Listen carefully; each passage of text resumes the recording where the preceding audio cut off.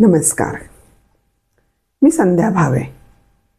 मी आज तुम्हाला दत्त जयंतीनिमित्त श्रीपाद श्री वल्लभ यांच्या जन्माची कथा तुम्हाला सांगत आहे. पिठापूर या ठिकाणी सुमती नावाची आणि अप्पलराजू नावाचं एक दाम्पत्य राहत असतं. त्यातल्या जी सुमती असते ती नेहमी अतिथी धर्म नेहमी पाळत असते. आपल्या घरी आलेल्याला कधीही विनमुख जाऊ देत नाही. एकदा काय होतं, तिच्याकडं तिच्या पूर्वजांचं एक श्राद्ध असतं. प्रसादासाठी लागणारं सगळं अन्न तिने शिजवलेलं असतं, परंतु श्राद्ध विधी मात्र अजून पूर्ण झालेला नसतो. तेवढ्यात तिच्या दारामध्ये एक अतिथी येऊन उभा राहतो आणि तो भिक्षा मागतो. आता तिच्या पुढे प्रश्न पडतो की घरात अन्न तयार आहे, पण मी याला वाढू कशी, कारण अजून श्राद्ध विधीच झालेला नाही आहे. पण जर हा विनमुख गेला तरी घरात अन्न असून एखादा अतिथी विनमुख जातोय हेही तिला पटत नाही. शेवटी ती देवाला नमस्कार करते आणि जे घरात काही सिद्ध केलेलं जे अन्न असतं ती त्याला जाऊन वाढते. या तिच्या कृतीमुळे तो मात्र प्रसन्न होतो. तो ब्राह्मण दुसरा तिसरा कोणी नसून प्रत्यक्ष दत्तात्रय असतात. आणि ते प्रसन्न होतात आणि ते तिला म्हणतात, बाई तुझी काय इच्छा आहे, तुला काय हवंय ते माग. तेव्हा ती म्हणते, मग त्याला सगळं दिलंयस तुम्हाला, मला संतती दिली आहे, पण माझे 2 मुलं आहेत, पण त्यातील एक मुलगा पंगू आहे, दुसरा मुलगा आंधळा आहे. तर तू मला असा एखादा मुलगा दे की ज्याने माझं मन भरून येईल.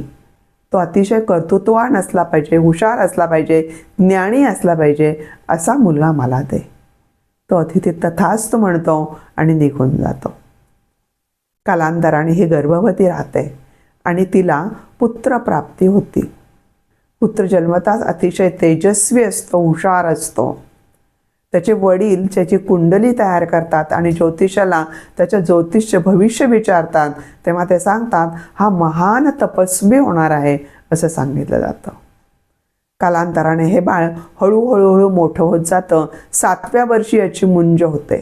मुंज झाल्याबरोबर त्याच वेळेस त्याला 4 वेद त्याचे पटपाठ झालेले असतात. अतिशय प्रगल्भ बुद्धिमत्ता, हुशार, नीतिमान असा हा मुलगा असतो. त्यानंतर 16व्या वर्षापर्यंत तो ह्या वेदांचा अर्थ सगळ्यांना सांगायला लागतो. धर्मकृत्य का करायची याच्यावर प्रवचन द्यायला लागतो. आपला जन्म कशासाठी आहे, तर लोककल्याणासाठी आहे यावर तो भाष्य करू लागतो. आणि 16व्या वर्षी त्याचे आई वडील ठरवतात की आपण त्याचं लग्न करावं. तेव्हा हा श्रीपाद श्री वल्लभ म्हणतो की मी लौकिक अर्थाने संसार करण्यासाठी या विश्वामध्ये जन्म घेतलेला नाही, त्यामुळे माझं लग्न करायचं नाही. तर मी संन्यास घेणार आहे आणि मी आता उत्तरेकडे निघून जाणार आहे. हे ऐकल्यानंतर त्या आईला खूप वाईट वाटतं. ती म्हणते, अरे असं कसं म्हणे, आम्ही कसं काय जगायचं म्हणे, आणि माझ्यानंतर हे माझे 2 जो पुत्र आहेत, जे तुझे 2 बंधू आहेत, त्यांच्या जीवाचं काय होणार आहे. तेव्हा तो म्हणतो, आई तू अजिबात काळजी करू नकोस, तुझ्या सगळ्या इच्छा आकांक्षा ह्या पूर्ण होणार आहेत. आणि त्याच वेळेस तो आपल्या दोन्ही भावांना पाहतो. दोन्ही भावांच्या मस्तकावरती हात ठेवतो. त्याबरोबर एकाला दृष्टी येते आणि दुसरा हात चालू लागायला लागतो. आणि त्यावेळेस आईला प्रत्यक्ष दत्तात्रयांचं दर्शन घडवतो. आणि आईवडिलांची परवानगी घेऊन तो घर सोडतो. त्याचं अवघं आयुष्य हे फक्त 30 वर्षाचं असतं. त्याच्यानंतर 16 वर्ष कुरवपूर येथे तो तपसाधना करतो. असे हे श्रीपाद श्री वल्लभ.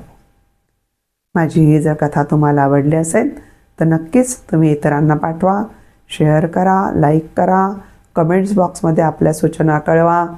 धन्यवाद.